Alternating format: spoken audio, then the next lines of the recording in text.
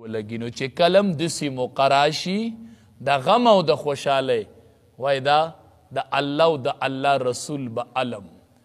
خادي رالله الله او د الله رسول به علمنو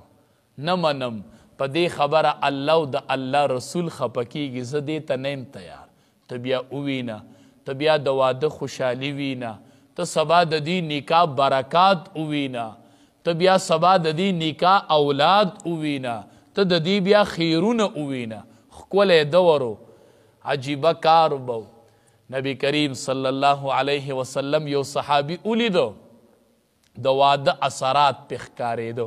پړق پړوق پې پراته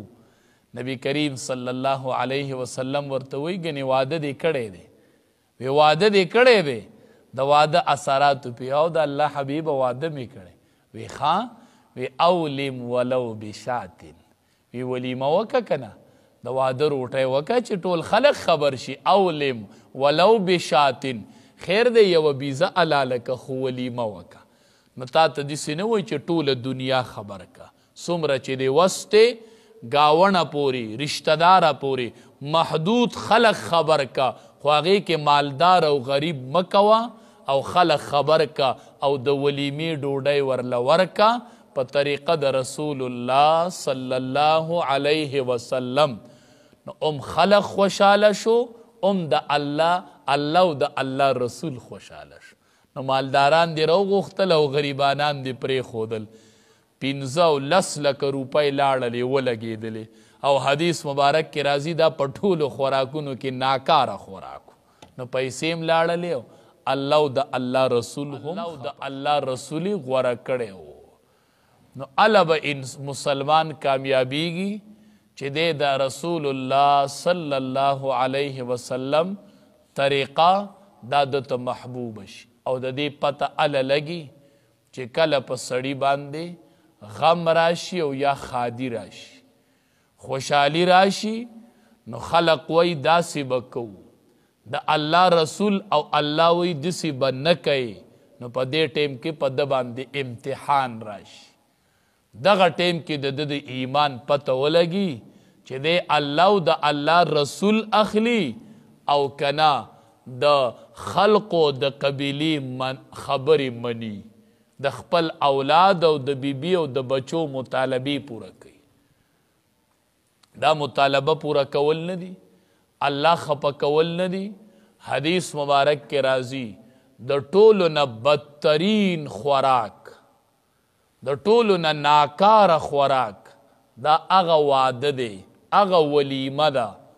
هغه د واده روټۍ ده چې هغې ته مالداران روبللی شي او غریبانان پرېښودلی شي نو دې ځای کې د سړي پته د ایمان بیا ولګي چې کله داسې موقع راشي چې دی سی چل کوي دی چاته وینا کوي دی اوس د الله او د الله د رسول وینا اخلي او کنه قام قبیله او خلق او دنیا علي دا پته هغې وخت کې بیا ولګي دا بدترین خوراک دی چې مالداران پکې روبللی شي او غریبانان پکې پرېښودلی شي د غم موقع راشي ته ورته وایي صبر کوه صبر وی دا پتا نه دی راغلی نو ته ورته وایي د الله د رسول حکم دی چې صبر کوه نو دغه ټیم کې چې دی صبر وکړي نو دا کامل مؤمن دی پته ولګېده چې دته الله او د الله رسول زیات محبوب دی چې دی وای انا لله و انا الیه راجعون حدیث مبارک کې راځي مومن ته په دې صبر ډیر څه میلاوي چې وی کله د چا نابالغ بچې وفات شي نو دا خو الله غستی نو په دې کې خو د بندیانو ګناه نه نو دا خو د الله تقدیر دی په دې به صبر کوو چې کله وفات شي نو حدیث مبارک کې راځي چې نابالغه بچې وفات شي نو الله تبارک و تعالی فرشتو نه تپوس کی وی زما دې بنده څه ووي چې تاسو زما د بنده د زړه میوه واغسته نو زما بنده څه ووي فرشتې ورته وي هغه خو وی چې الله راکړی او الله واغست انا لله و انا الیه راجعون یې ووي نو ښه زما په تقدیر صبر وکړو وی چې الله راکړی او الله واغست وی او وی اے فرشتو ابنو له بیتا فی الجنه وسموه بیت الحمد. دې سړي له یو کور په جنت کې د پلار له جوړ کئ او هغې کور له نوم کې دی بیت الحمد،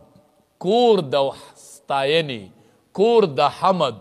چې مای بچی واغستو د په هغه ټیم کې زما تعریف کو. نو د دې پته په هغه ټیم کې لګي چې کله سړي باندې دا حالات